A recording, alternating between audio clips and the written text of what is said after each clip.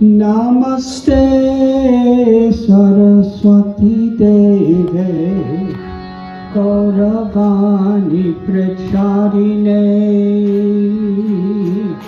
Nirvishesha Sunyavadi Astadyate Satharine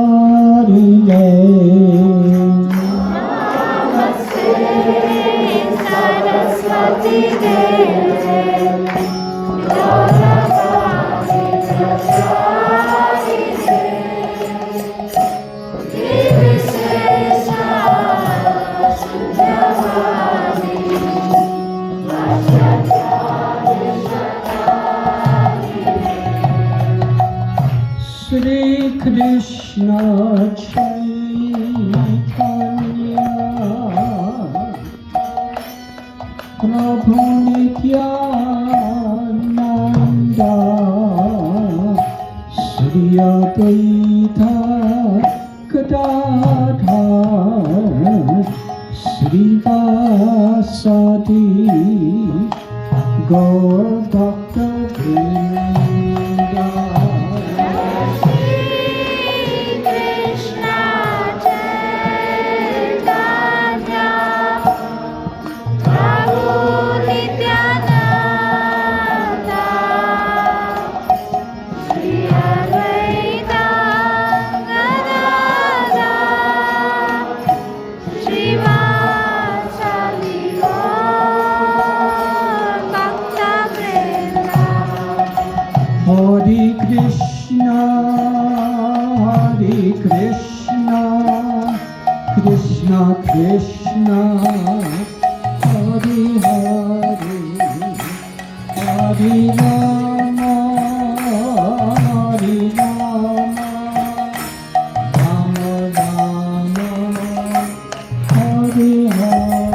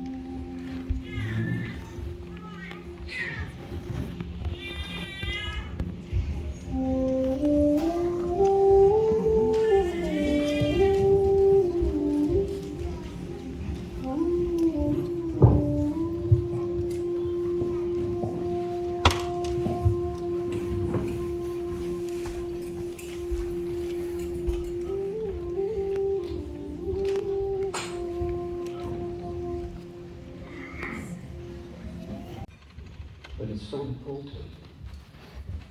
In a crowded street of Calcutta, pulled him. So Prabhupada went to satisfy his friend.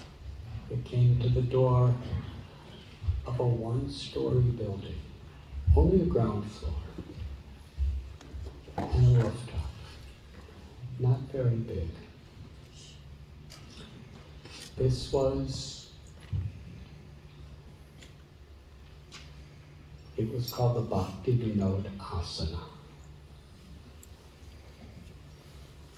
And later was, actually just before Prabhupada came, it was in there around 1919 or something that Bhakti Siddhanta Saraswati Thakur Prabhupada was left Mayapur Dham for Calcutta. And somehow a few of his well-wishers arranged for a small ground floor building to be rented.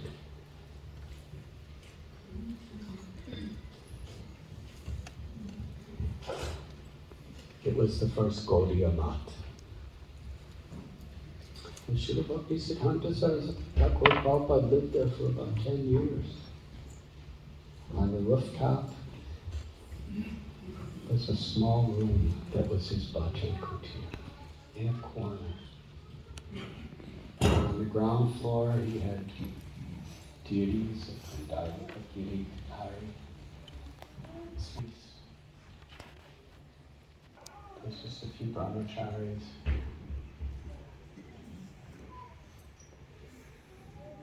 Srila Prabhupada and his friend walked to the front door, was greeted, brought up a flight of steps that led to the rooftop. And there Srila Bhaktisiddhanta Saraswati Prabhupada was speaking. And it's interesting because at that time, from the back of the building, there was a jackfruit tree growing. And that jackfruit tree grew up and it extended where the shade of the tree underneath Srila Bhaktisiddhanta Saraswati Thakur would speak on the rooftop.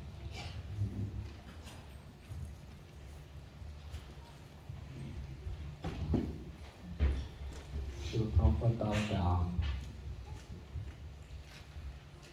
Before he even lifted his head enough to see the person who was speaking, he was given an instruction. He was given a lifetime mission. You are an educated young man. Bring the message of Lord Chaitanya in the English language all over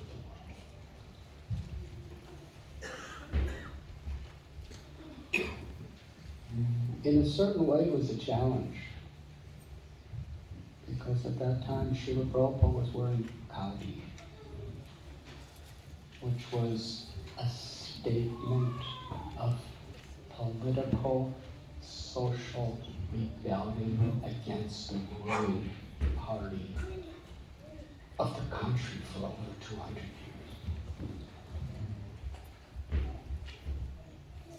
And it's so comforting to speak the story in London. Because it was the British Empire. They had controlled India for almost 2 centuries by then. It was on that rooftop that night, hearing his words, that I accepted Srila Bhaktisiddhanta Saraswati Thakur as my eternal spiritual master.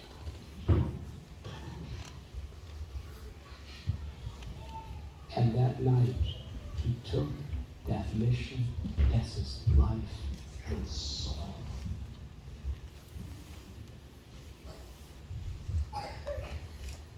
At the time,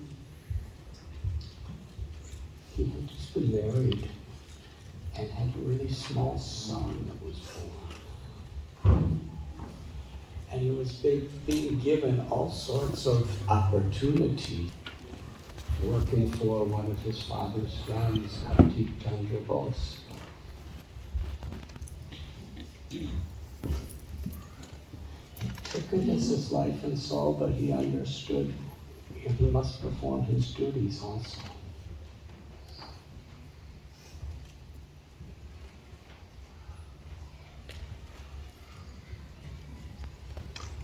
I recently listened to a recording of Srila Prabhupada. It was in New Delhi in 1973. It's a conversation. And Srila Prabhupada said, at that time, I was thinking, the disciples of Srila Bhaktisiddhanta Saraswati Thakur. Prabhupada wasn't initiated yet. It's 11 years later that he took formal initiation. But he said, my godbrothers, they were almost all sannyasis, brahmacharis, and my guru's mission had no money, and everyone was going door to door begging, trying to help my Guru Maharaj. And I was thinking, let me make substantial funds and wealth to give to my Guru Maharaj so my godbrothers don't have to go out and beg.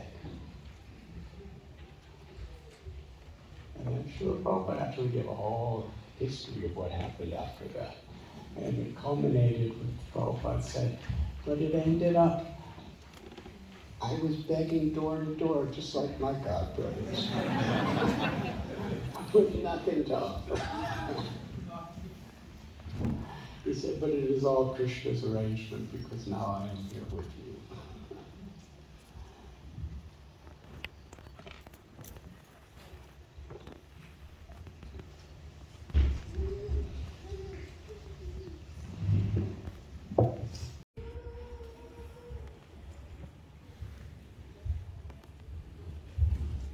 Thank you very much.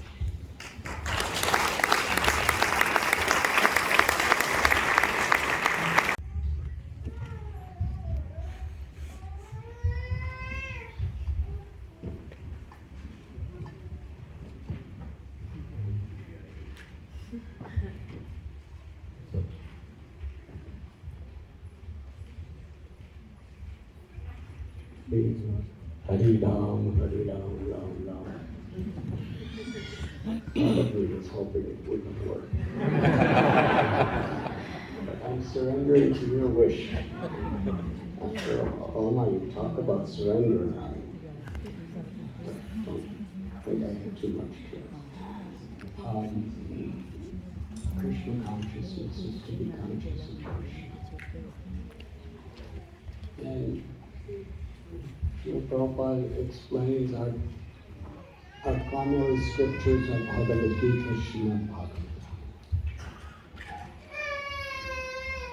Bhagavad Gita is the words of Krishna, and Srimad Bhagavatam is the words about Krishna.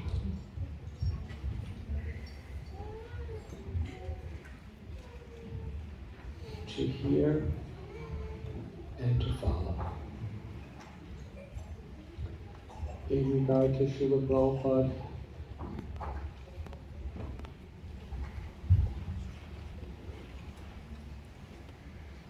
contemplate this virtue of gratitude. One great philosopher said that gratitude is the mother of all other virtues. Contemplate Srila Prabhupada's gratitude to his Guru Maharaj and how he expressed it in his life. What does it mean to be grateful? Srila Prabhupada demonstrated.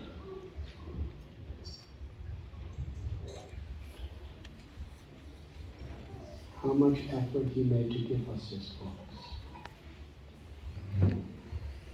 Not only for years in Vrindavan,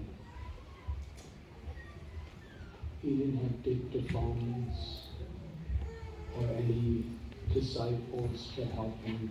He was just sitting there with a little kerosene lamp in a room on a manual typewriter, like that. He wrote.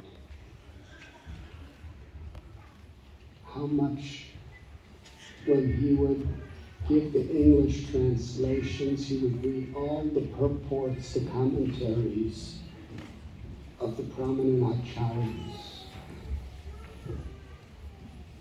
and of Jiva Goswami's, Rupa Goswami's living place. He prayed, he pondered with gratitude to his Guru Maharaj, and he would compose the Bhaktivedanta purports.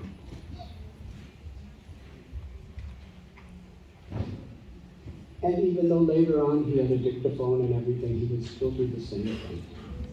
While we were sleeping, he was translating and writing.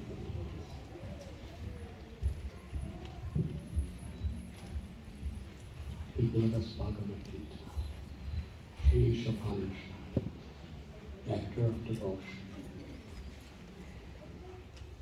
Srimad Bhagavatam up to the prayers of Lord Brahma in the 10th canto. Sri Chaitanya Charitamrita.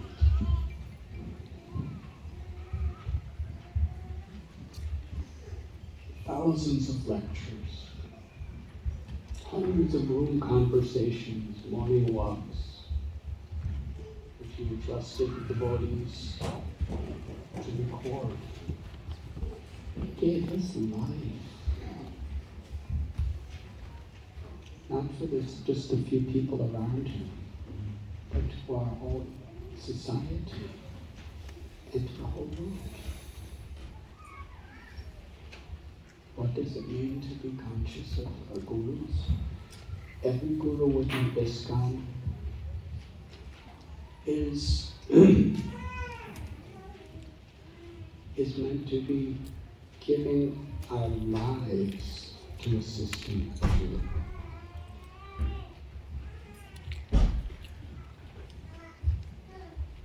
To receive what he's given us. If we're grateful for his books, we'll read them. If we're illiterate and can't read, we'll have somebody read them to us.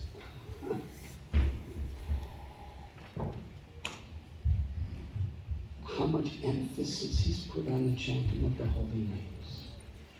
Nam Sankirtan, Japa,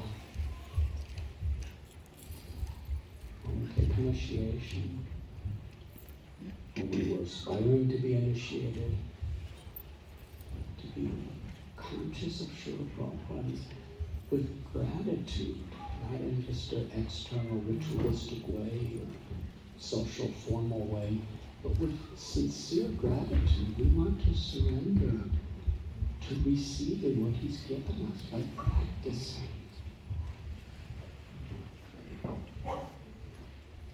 To do anything good in Krishna consciousness, we should never expect it to be easy. Because we're going against the tide of the whole material existence.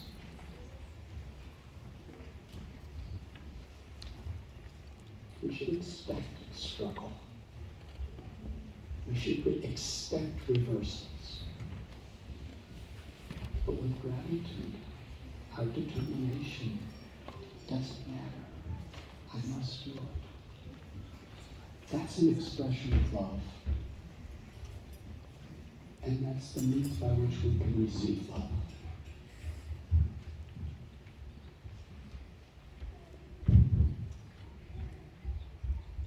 How we treat each other. How we cooperate for a higher purpose is inseparable from how truly grateful we are. Because it's not easy.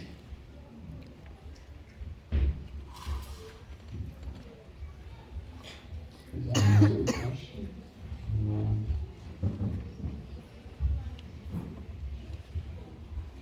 People be lost for room.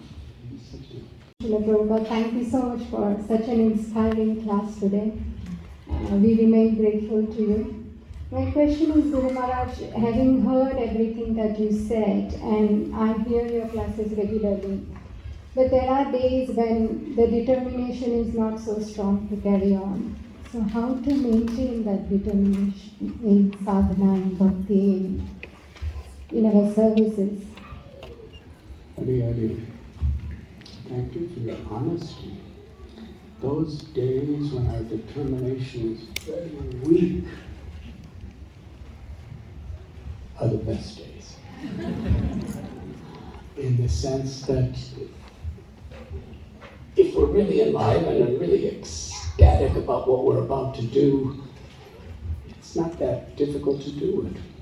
It doesn't take so much surrender.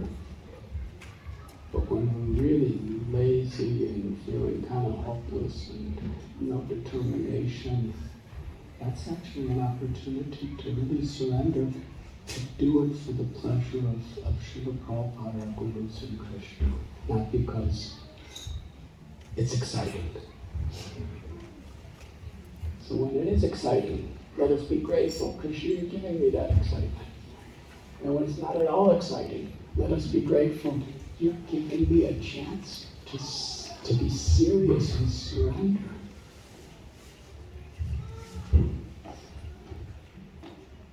That's what it means to be Krishna conscious.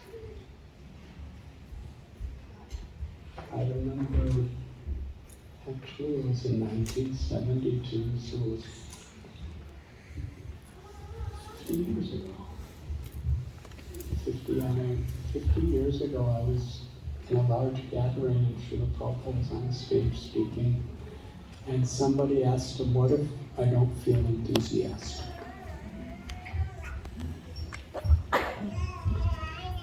And Srila Prabhupada's reply, if you don't feel enthusiastic to serve Krishna, act enthusiastic to serve Krishna.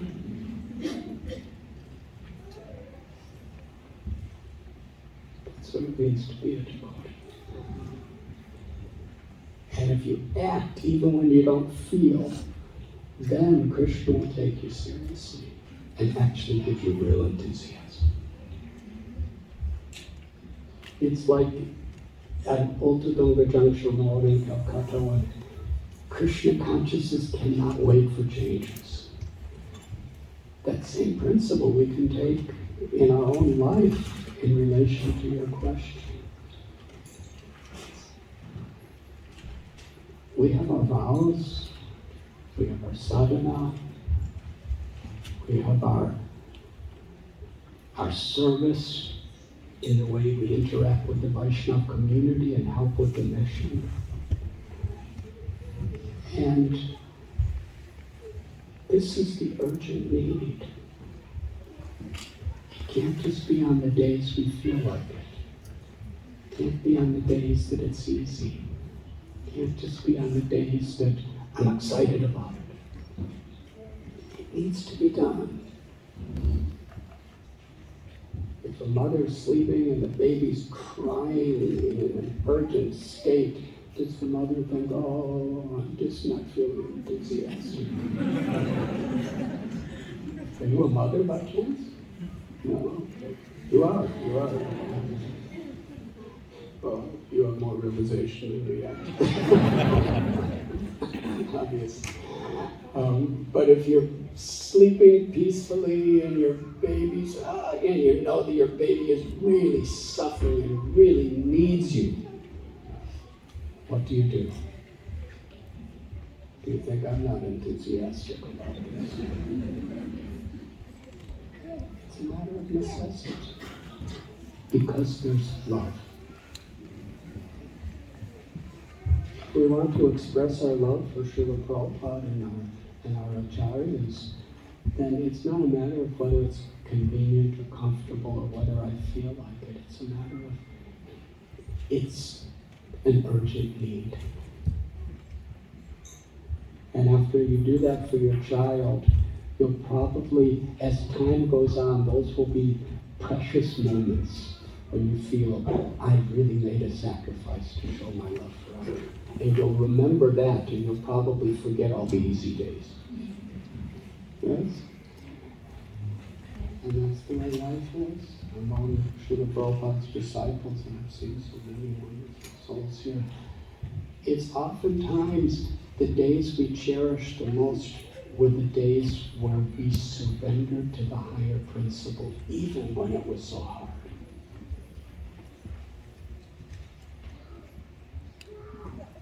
Krishna reciprocates by enshrining those moments within us.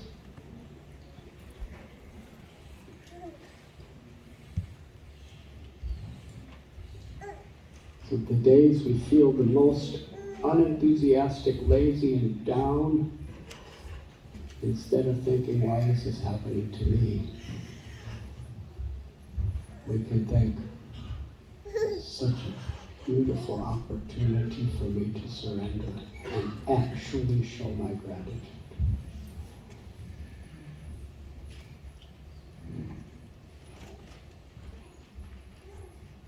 Does that answer your question? Thank you. And if our Guru is pleased, Krishna is pleased. And if our Guru is not pleased, Krishna is not pleased. So try to understand what pleases Srila Prabhupada and those who are serving Srila Prabhupada with their lives and souls.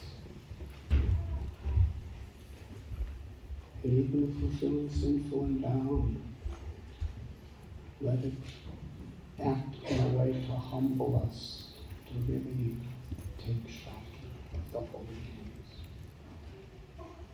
If we think we're advanced, we'll probably chant the holy names in a very mechanical way. But if we really feel the urgent need in a fallen state, and with tears from our hearts, we will be crying out for Radharani and Gokulam's mercy as we chant Hare Krishna, Hare Krishna, Krishna, Krishna, Hare Hare, Hare Rama, Rama, Rama, Hare Hare. And in 1966, Srila Prabhupada established in that little storefront the International Society for Krishna Consciousness.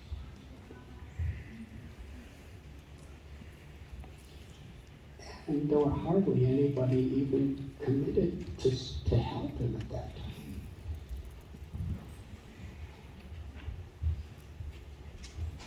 I mean, one of the main people to help him was Allen Ginsberg, who was, Prabhupada loved Allen Ginsberg. Allen Ginsberg loved Prabhupada, but there was not so much of a standard he was keeping. Prabhupada, anybody who was willing to help him in any way, Srila Prabhupada was forever grateful to those people. That was Srila Prabhupada. Can you imagine? He left Vrindavan with the message of Lord Chaitanya and Lord Nityananda. He left Vrindavan with the whole culture of the Srimad Bhagavatam, representing our whole Guru Parampara, Brahma, Lord Brahma, Narada Muni, Vyasadeva, Madhvacharya, Madhavendra Puri, the Panchatattva, all these great acharyas he's representing.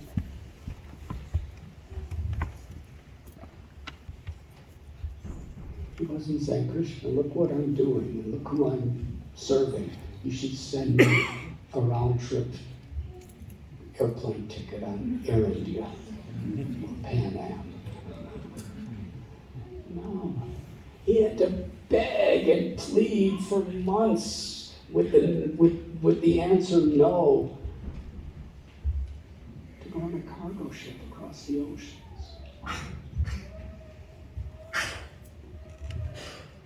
There was no kirtans waiting for him in New York.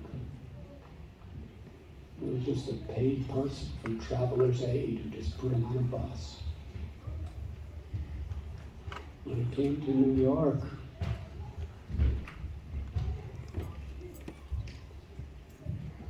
I was just recently speaking. I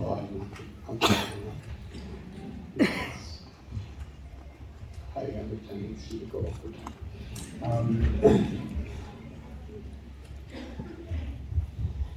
After practically a whole year of struggling in America, he gets a broken down little storefront in the East Village. Now today it's developing a lot economically, but in those days, the Lower East Side of New York and the Bowery where he was living, they were really run down.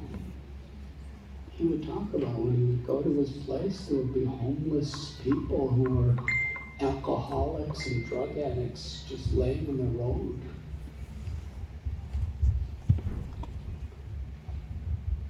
So who is he representing? What is the message he has? He's such a cultured, dignified ambassador of the highest truth. And he's given this tiny, broken down storefront on rent. And he didn't have any money for the next month's rent. But he was so grateful.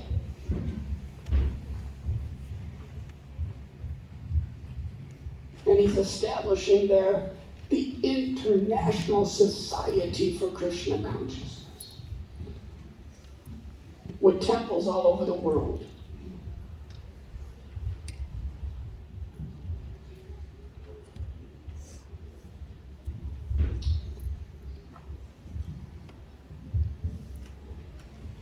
That's his love for you. That's his love for each of us personally. We have to take it that way. Unconditional. That's Srila Prabhupada. Srila Prabhupada ki jai.